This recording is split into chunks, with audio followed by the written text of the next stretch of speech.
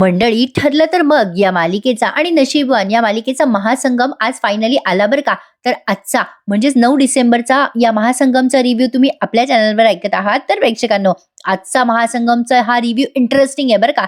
सायलीच्या हाताने धक्का लागून त्या सावीच्या अंगावर मेहंदी पडते. त्यामुळे ती सावी ओरडते ना सायलीवर आणि म्हणते, ए नीट बघून चालता येत नाही का.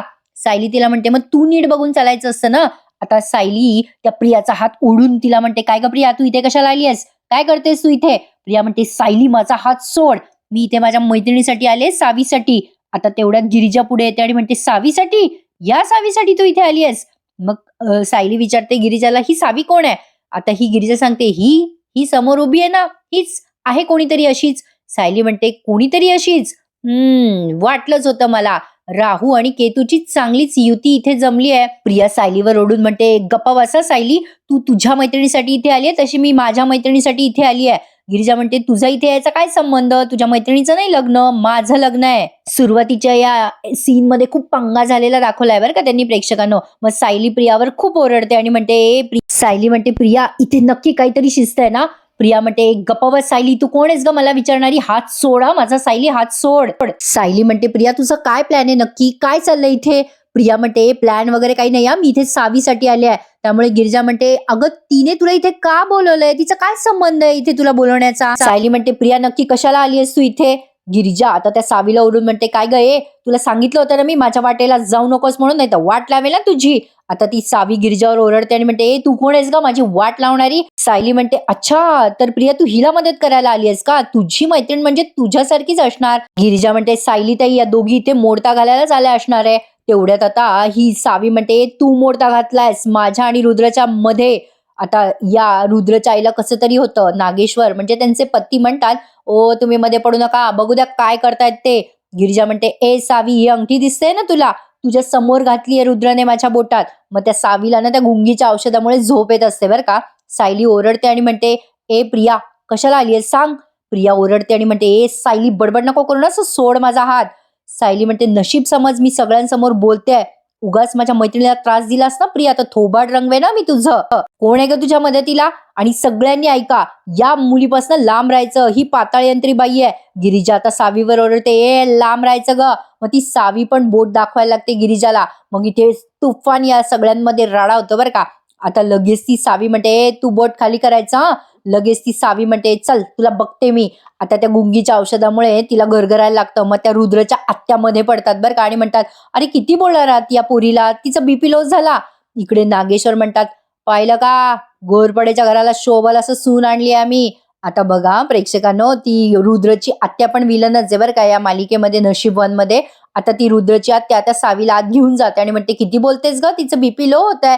आता प्रेक्षकांनो, माझा असा अंदाज आहे की त्या आत्याचीच ही पोरगी असावी सावी, कारण त्या बाईचं दुसरं घर आहे असं काहीतरी आहे बरं का या मालिकेत.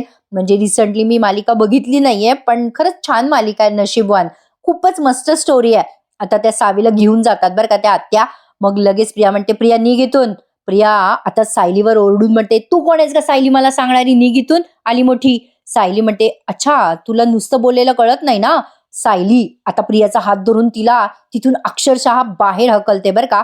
सगळे तिथे बघतायत हा तमाशा. प्रियाला असला राग येतो ना सायलीचा. सायली आता प्रियाला हकलते हात धरून आणि आता सगळे बघत असतात. सायली म्हणते, प्रिया या घरात शुभ कार्य सुरू आहे, आता इथे जर तू काही अशुभ करायचा प्रयत्न केलास ना तर याद राख, चल निघेतून. सायली ओरडते प्रियावर. प्रियाला कसं तरी होतं, सगळ्यांसमोर इन्सल्ट होतोय म्हणून प्रिया काहीच बोलत नाही, पण तात्पुरती तिथून निघून जाते. सायली आता सावीकडे येते आणि म्हणते, तू नको टेन्शन घेऊ गिरिजा, आम्ही आहोत ना सगळे, तू रिलॅक्स राहा. आता बघा सगळं काही छान होणार आहे असं सायली तिला समजवते. आणि मग यांच्या मेहंदीचा कार्यक्रम छान सुरू होतो, गाणं वगैरे लावतात. सायली तिला म्हणते, तू अशी छान टेन्शन फ्री राहा बरं आणि तुझे सगळे सोहळे मस्त एन्जॉय कर. पण त्या गिरिजाला एक अनामिक अशी हुरहुर आहे मनाला, की काय होईल पुढे, आपण लग्नाला तर तयार झालोय. यांच्यामध्ये पण 6 महिन्याचा करार झालाय बरं का प्रेक्षकांनो. आता आजच्या या महासंगम मध्ये तुम्हाला बघायला मिळणार आहे. आता पुन्हा एकदा पूर्वव्रत यांचा कार्यक्रम छान सुरू झालाय. प्रेक्षकांनो, तुम्हाला हा महा एपिसोड एका भागामध्ये ऐकायला आवडेल ना, की 2 भागामध्ये ऐकायचा आहे, मला कमेंटमध्ये नक्की कळवा. इकडे कल्पनाताईंची लगबग सुरू आहे. अस्मिताची तब्येत चांगली नाहीये ना, म्हणजे कुठल्याही क्षणी तिची डिलिव्हरी होऊ शकते असं डॉक्टरांनी सांगितलंय. त्यामुळे त्या डोहाळ जेवणाची गडबड करताय. प्रतिमा आत्याला विचारतात, "झालं का गं प्रतिमा सगळी तयारी?" प्रतिमा आत्या म्हणतात, "बघ बाई, 2 सामानाच्या याद्या केल्यात, बघून घे बरं." कल्पनाताई म्हणतात, "छान केलीस गं प्रतिमा यादी." आणि मग अस्मिताला म्हणतात, "अस्मिता, अगं सचिनला फोन कर ना बाई, ते डोहाळ जेवणाची साडी फिक्स कर तुझी." इकडे या रुद्रची आत्या त्या मुलीच्या तोंडाला म्हणजे त्या सावीच्या तोंडाला लागलेली मेहंदी पुसत असतात. त्या मेहंदीमध्ये गुंगीचं औषध असल्यामुळे ती सावी बेशुद्ध पडते. त्या आत्या म्हणतात, "ए बाई प्रिया, त्या नाकाला फडकं लाव आधी तू. अगं नाही ते हिला शुद्धीवर आणायच्या नादात आपण दोघी बेशुद्ध होऊ." प्रिया म्हणते, "हे सगळंच उलटलं." ती आत्या म्हणते, "हो ना, मला वाटलंच होतं अशी काहीतरी गडबड होईल." प्रिया विचार करायला लागते, "पण आता काय करायचं?"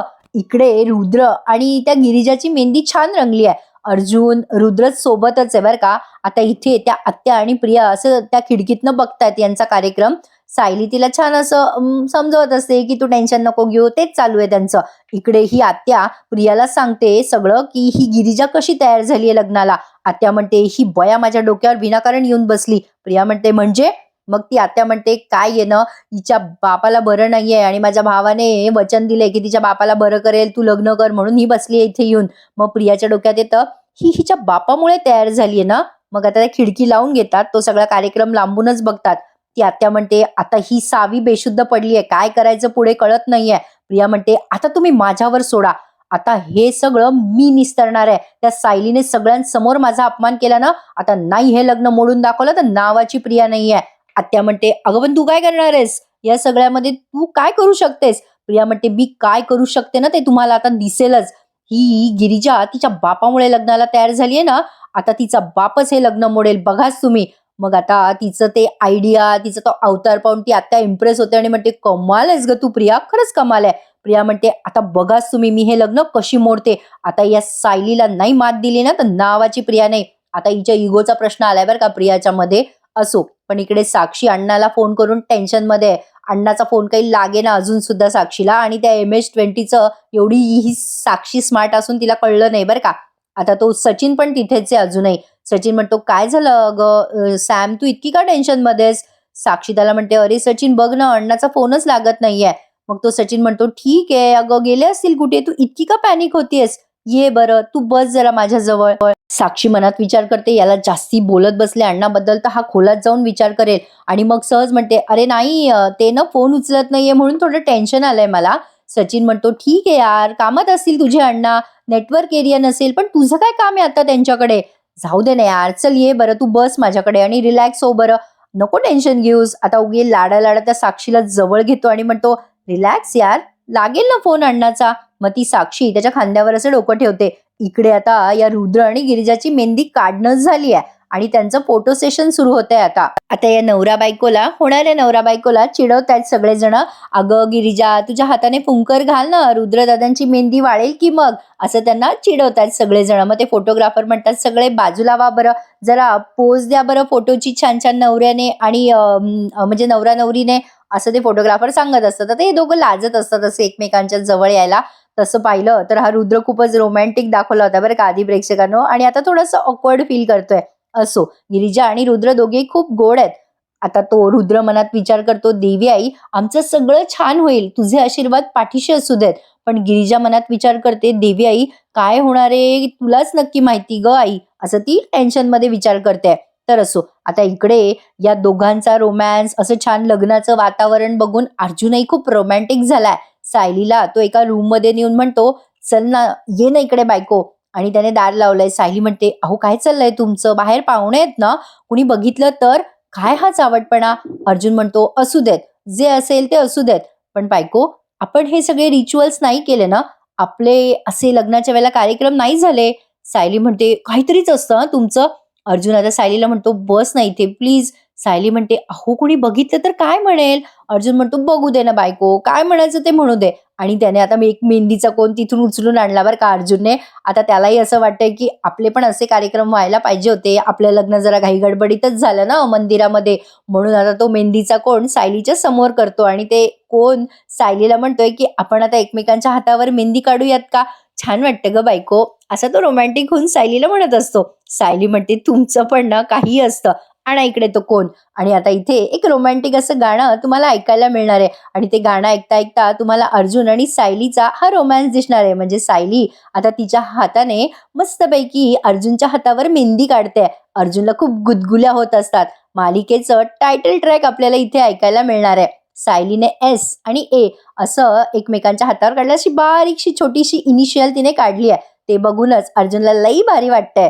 तर असो, इकडे आता यांची डोहाळ जेवणाची तयारी पूर्ण झाली आहे, प्रतिमा आत्याची आणि कल्पनाताईंची.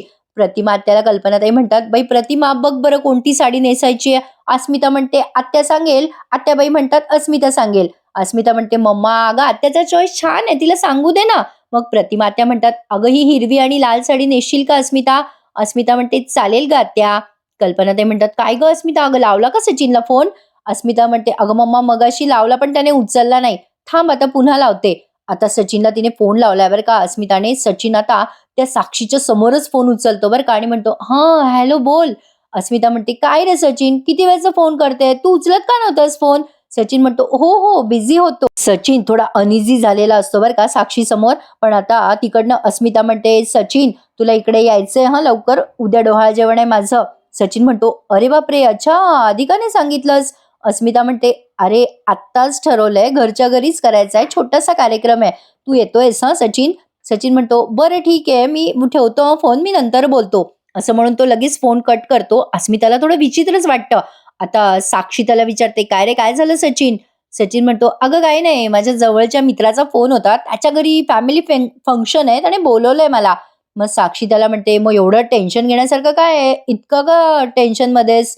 मग लगेच सचिन म्हणतो अगं काही नाही कुठे काय. पण साक्षी मात्र अशी त्याच्याकडे बघत असते. प्रेक्षकांनो आजच्या महासंगम मध्ये 2 खुलासे झालेत बरं का. या नागराजला कळलंय की सचिनचं आणि साक्षीचं अफेअर आहे आणि इकडे या प्रियाला कळलंय की महिपत तिथेच आहे, आता प्रिया बघणारच आहे त्याला. इकडे सायली या गिरिजाला समजवत असते, गिरिजा अगं इतकं टेन्शन घेऊ नकोस, सगळं छान होणार आहे, तुझे सासरचे खूप चांगले आहेत. तेवढ्यात त्या गिरिजाचे बाबा आलेत निठून आणि तिचा छोटा भाऊ सुद्धा.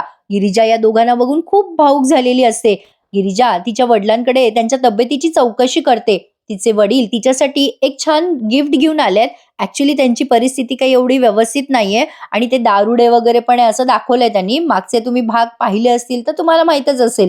तिच्या वडिलांनी आता ती जेव्हा सापडली आहे तेव्हाचा फ्रॉक आणि कानातले तिला दिलेत तिच्या लग्नाची भेट म्हणून. गिरिजा म्हणते बाबा हे काय आहे. ते म्हणतात बेटा या गरीब बापाकडे हेच काय ते तुझ्यासाठी आणलंय ग. गिरिजा म्हणते बाबा असं नका ना बोलू. आता हे सगळं प्रिया आणि त्या आत्याबाई पाहतात रुद्रच्या. आत्याबाई म्हणतात हाच तिचा तो गरीब दरिद्री बाप आहे. प्रिया म्हणते अरे वा, आता हा बापच या लग्नाला मोडायसाठी कारणीभूत ठरणार आहे. उद्या हळद आहे या गिरिजाची आणि हळदीत जर ही गिरिजा उठून गेली ना तर मजा येईल, अपशकून होईल ना. मग ती सावी म्हणते पण हे कसं होईल. आता प्रिया म्हणते हे तुम्ही माझ्यावर सोडा. आता तिच्या बापासाठी ती नाही या हळदीतून उठून गेली ना तर बघा आता यांचे प्लॅनिंग प्लॉटिंग काहीतरी सुरू झालेत बरं का प्रेक्षकांनो. इकडे मैपत जाम वैतागलेला असतो हे वेषांतर करून. मैपत म्हणत असतो काय राव, केस ना कोर्ट ना काही, तरी पण जेलात राहावं लागतंय मला असं लपून. मैपत वैतागून सांगत असतो आज एका दिवसात 2दा वाचलो मी, तो तुमचा पोरगा आला रुद्र म्हणून वाचलो, नाही तर पाहिलं असतं त्या सुभेदारने मला. नागेश्वर म्हणतो अरे कुठे पाहिलं तुम्हाला कोणी मैपत साहेब, अहो बाहेर पडू नका इथून. मग मैपत म्हणतो अरे यार कोर्ट कचेरी नाही तरी जेल भोगावं लागतंय. नागेश्वर म्हणतो कशाला टेन्शन घेताय मैपतराव, तुमची बडदास्त ठेवतो ना मी सगळी, कशाला काळजी करताय राव. मैपत म्हणतो ओ नागेश्वरराव एक गोष्ट सांगा, तुमची इमेज ढासळतीये म्हणून तुम्ही सून करताय ना, लई मोठा गेम खेळताय तुम्ही. पण तुमच्यासारखा माणूस एका दरिद्री पोरीला घरात आणतो हे काय पचत नाही राव. मैपतने असं विचारल्यावर नागेश्वर म्हणतो कशाला पचवायचंय आपल्याला, 6 महिने चगळायचं. आणि मैपत म्हणतो म्हणजे. नागेश्वर गाणं म्हणतात आकाशी झेप घे रे पाखरा सोडी सोन्याचा पिंजरा. मैपत शेठ 6 महिन्याचा करार केलाय आपण त्या पोरी सोबत. मैपत म्हणतो म्हणजे 6 महिन्यानंतर हा नाग त्या पोरीला डासणार वाटतं. दोघेही हसायला लागतात मोठ्याने. नागेश्वर म्हणतो कसं आहे ना, म्हणून हा करार झालाय. नागाच्या फण्यात किती विष आहे दुसऱ्या नागालाच कळू शकतं की नाही, एका नागाच्या फण्यात किती विष येते. मैपत हसून म्हणतो म्हणजे काय नागेश्वरराव 113%. नागेश्वर म्हणतात अहो मैपत शेठ तुमची चांगली बडदास्त ठेवतोय आम्ही, ते मागचं कपाट भरलेलं आहे, so take care your self.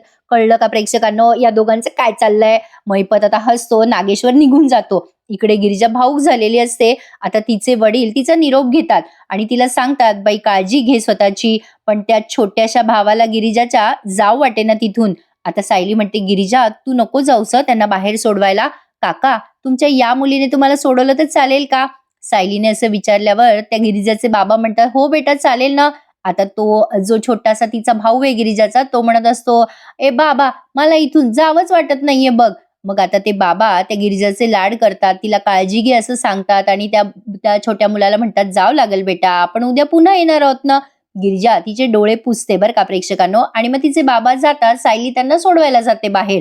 Girija आता तो छोटासा तिच्या लहानपणीचा फ्रॉक घेते आणि ते कानातले वगैरे सगळं बघते. तुम्हाला माहित नसेल तर सांगते, की ही गिरिजा आहे ना, ॲक्चुअली हे हिचंच घर आहे. ही सगळी प्रॉपर्टी इस्टेट तिचीच आहे आणि या नागेश्वरने तिच्या आई-वडिलांचा खून केलाय या इस्टेटसाठी आणि प्रॉपर्टीसाठी. आता या गिरिजाला तिचा लहानपणीचा भूतकाळ आठवतो. तिच्या आई-वडिलांना जाळून मारलेलं असतं नागेश्वरने. तिची आई पळून गेलेली असते आणि नेमकी ही या माणसाच्या हातात सापडली. आता या मालिकेची स्टोरी मी तुम्हाला निवांतपणे सांगेल. पण या गिरिजाला आता तो भूतकाळ तिचा आठवत असतो, ते लहानपणीचे कपडे घेतल्यावर.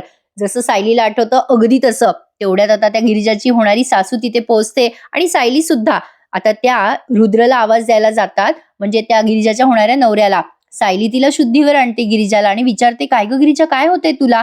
मग गिरिजा तिला सांगते, की "अगं सायलीताई मला ना असे भास होतात या घरामध्ये आल्यापासून जास्ती होतायत. मला असं कोणीतरी अंगाई गीत गातंय माझ्यासाठी, कोणीतरी असं घुंगरांचा आवाज हे सगळं मला सारखं ऐकू येतं गं. छकुली, छकुली म्हणून आवाज देतंय कोणी असं ऐकू येतं." मग गिरिजाचं हे बोलणं ऐकून सायलीला पण तिचे भास आठवायला लागतात. आता या दोघींची स्टोरी थोडी-थोडी सेम आहे असं दाखवलंय त्यांनी. इकडे रुद्र आणि अर्जुन एकमेकांशी बोलत असतात, तेव्हा रुद्रची आई गडबडीने सांगते, "अरे रुद्र, चल ना बेटा, अरे गिरिजा बेशुद्ध झाली रे."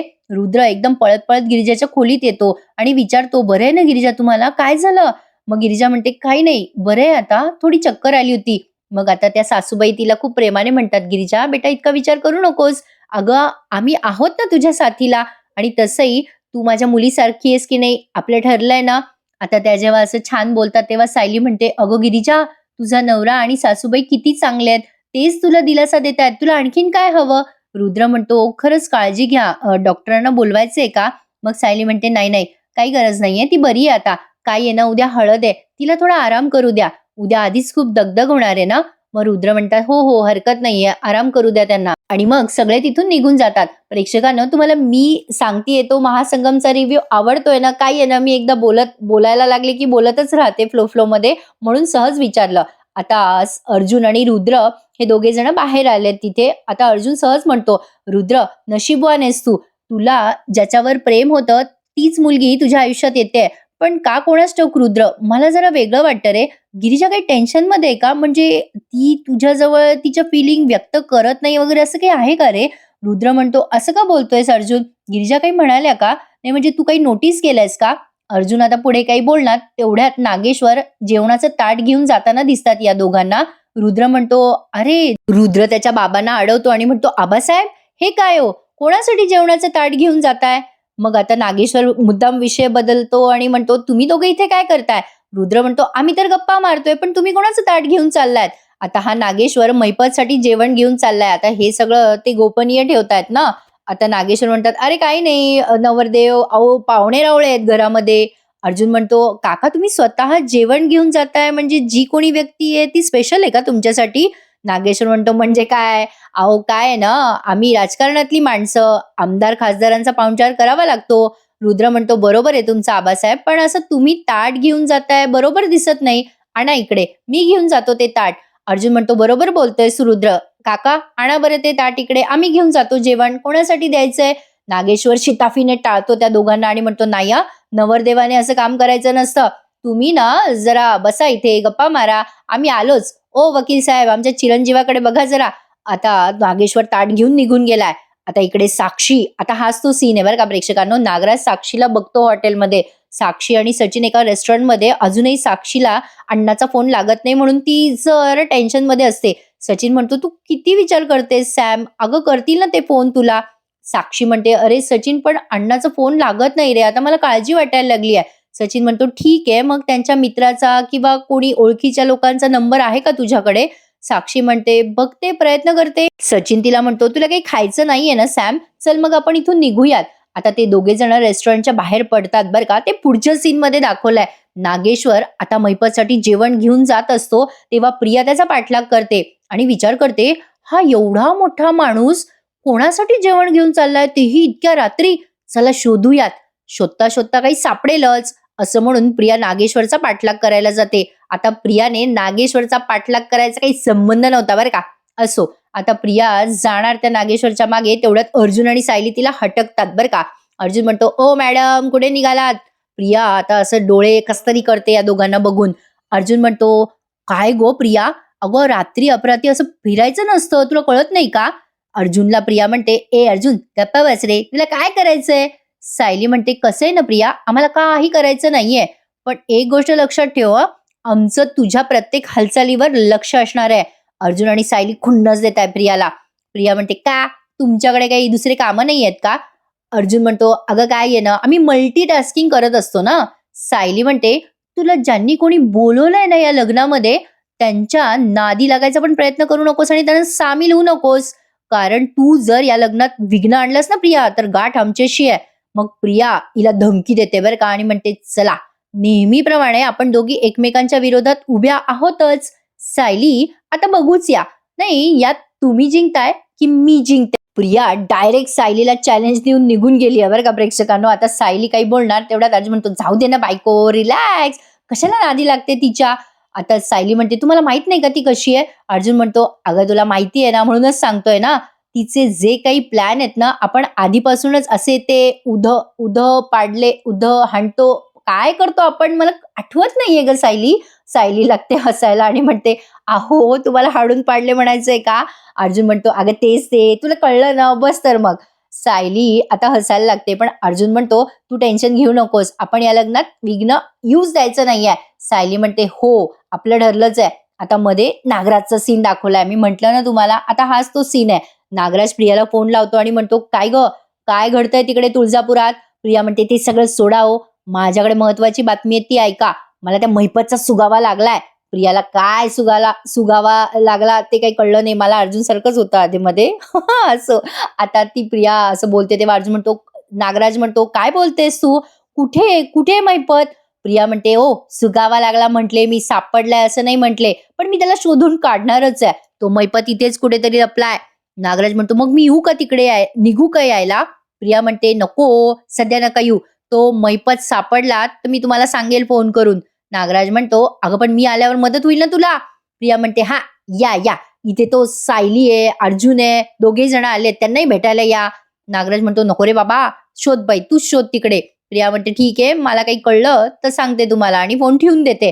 नागराजला अचानक सचिन दिसतो समोर. नागराजला वाटतं की सचिनशी जाऊन बोलावं. आता सचिनच्या समोर एकदम साक्षी येते. नागराज एकदम आश्चर्यचकित होतो आणि तिथेच बाजूला जाऊन लपतो बरं का, आणि विचार करायला लागतो अरे यार हे काय गौड आलंय, बघायलाच हवं. नागराजला कळलंय प्रेक्षकांनो, त्यांनी माणूस बारी निवडलाय बरं का. आता मजा येणार आहे पुढचा एपिसोड बघायला. आता इथे पुन्हा अर्जुन आणि सायलीचा सीन घेतलाय. बापरे, श्वास घ्यायला पण वेळ मिळत नाही महासंगम मध्ये बोलताना. सायली आणि अर्जुन आता रोमॅन्टिक झालेले असतात पुन्हा एकदा. अर्जुन म्हणतो बायको आपल्या लग्नाच्या एक्सपिरियन्सचा फायदा होणार, आपण जो त्रास सहन केला ना या दोघांना नाही होऊ द्यायचा. सायली म्हणते बरोबर बोललात हा. अर्जुन म्हणतो अगं बोलणारच ना बायको, मी तुझ्या मनातलं सगळं कळतं ना, मला तुझ्या मनातलं, पण तुला माझ्या मनातलं काहीच कळत नाही. सायली म्हणते बघू बरं काय चाललंय तुमच्या मनात. अर्जुन म्हणतो बघ बघ. आता हे दोघे जण एकमेकांना काही बोलणार तेवढ्या तिथे रुद्र येतो आणि रुद्र म्हणतो अरे सॉरी सॉरी, तुम्हाला डिस्टर्ब तर नाही ना केलं. अर्जुन म्हणतो नाही रे बाबा, नाही डिस्टर्ब केलं. मग आता सायली म्हणते गिरिजा बरी आहे ना रुद्र भाऊजी. रुद्र म्हणतो हो झोपली आहे शांत. अर्जुन म्हणतो चला, कसं असतं माहितीये का रुद्र, बायका नेहमी शांत झोपत असतात, अरे झोप उडते ती पुरुषांची रे बाबा आपली. सायली आता त्याच्याकडे रागाने बघायला लागते अर्जुनकडे बरं का. अर्जुन म्हणतो नाही म्हणजे तसं नव्हतं म्हणायचं, मला म्हणायचं होतं की बायका कशा शांत असतात, मोठी जबाबदारी पुरुषांवर असते ना. रुद्र हसायला लागतो. सायली म्हणते हो का, तुम्हालाच जबाबदारी असते का, बायकांना नसते का. अर्जुन म्हणतो तुम्हाला ऑप्शन नसतं, आमच्याकडे नसतं, आम्हाला कॉम्पिटिशन असतं. सायली म्हणते बघा बघा भाऊजी कसे भांडत असतात हे.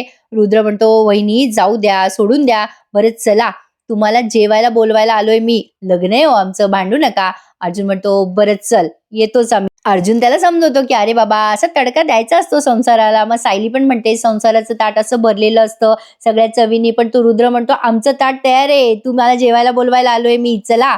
आणि मग पुढचा सीन त्यांनी हळदीचा घेतलाय. दुसऱ्या दिवशी हळद आहे आणि या तिन्ही विलनना ते सहन होत नाहीये. मला इथे एक प्रश्न पडलाय प्रेक्षकांनो, जर विलनला लग्न, चांगल्या गोष्टी सहन होत नाही, तर या मेकअप करून कशाला तयार राहतात बरं लग्नामध्ये? पडलाय की नाही तुम्हाला पण हा प्रश्न? अशीच मज्जा.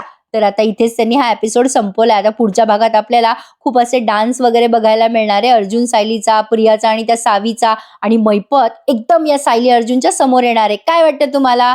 मैपतला पकडतील का हे प्रेक्षकांनो, उगा तुमच्या डोक्याला हेडॅक नको म्हणून मी काही 2-2 भाग करत नाही बरं का. एकाच भागामध्ये तुम्हाला सांगायचा पूर्ण प्रयत्न करते.